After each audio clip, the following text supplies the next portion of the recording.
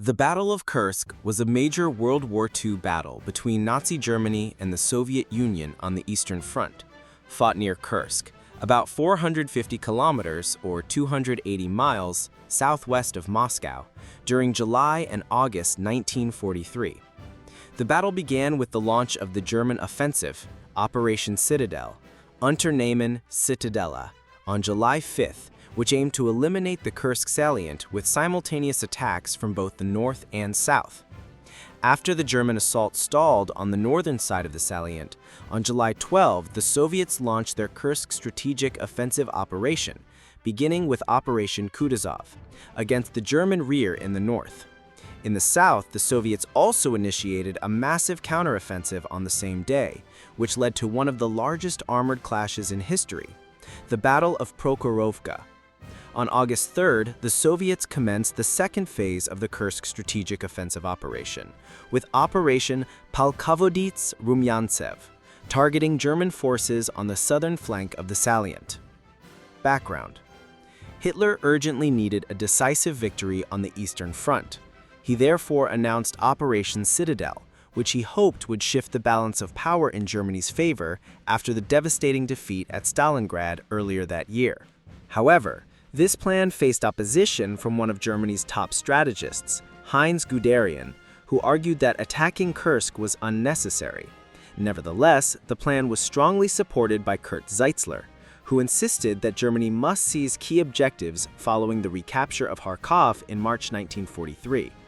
The key strategic points lay south of Orel, with Maloarkhangelsk as the northern base, Kursk as the central base, and Belgorod in the south. The Soviets, however, had already detected German intentions. They learned of the upcoming offensive both from the massive German buildup around the salient, from their spy in Switzerland known as Lucy, and from ultra-intelligence, intercepted German codes decrypted by the British and passed on to Stalin. At first, Stalin considered launching a preemptive strike before the Germans could attack, but Marshal Georgy Zhukov persuaded him to instead let the Germans attack first, then destroy them in a carefully prepared defensive campaign. The Soviet defenses were unprecedented in scale. Hundreds of thousands of troops, with an additional 300,000 civilians mobilized to construct anti-tank traps, minefields, artillery positions, and fortifications in preparation for the German assault.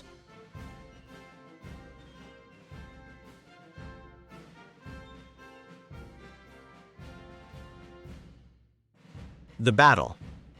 Originally, the German attack was scheduled for May 4, 1943, but Hitler delayed it, waiting for the new Panther tanks and heavy Ferdinand tank destroyers to be combat-ready.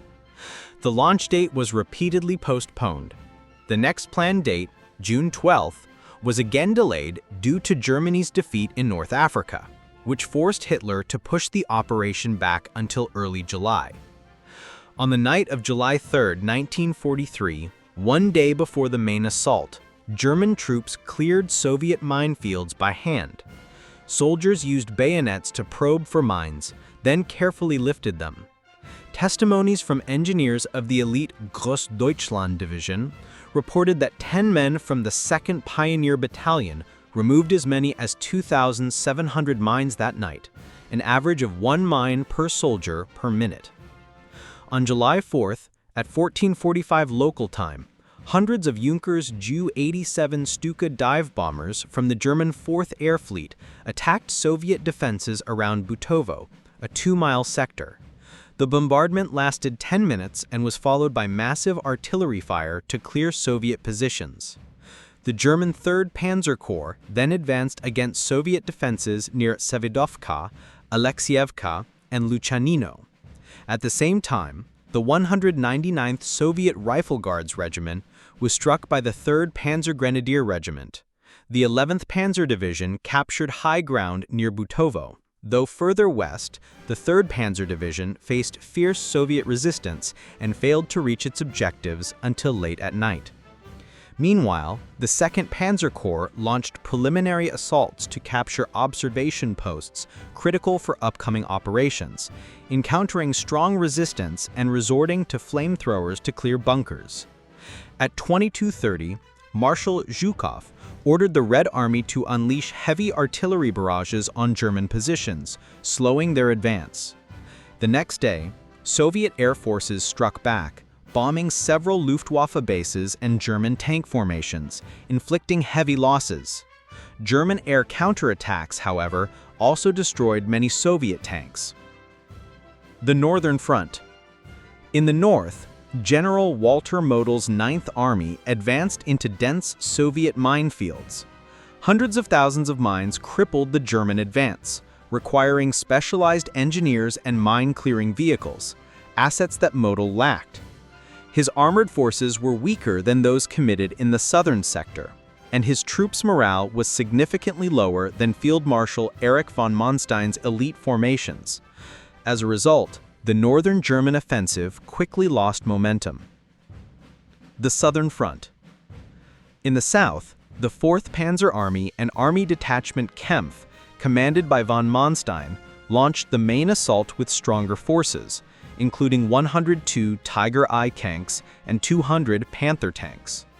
Despite heavy Soviet defenses and vast minefields, German troops pushed up to 25 kilometers in the first 2 days. However, the Panther tanks performed poorly.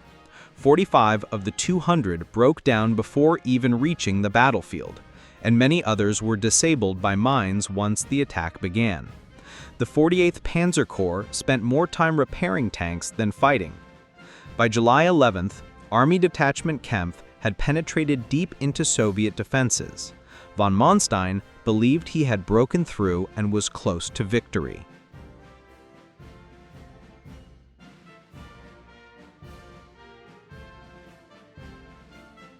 The Battle of Prokhorovka.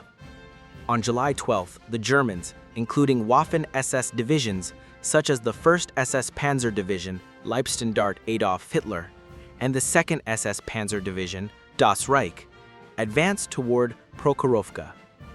But there, the Soviets launched a massive counterattack.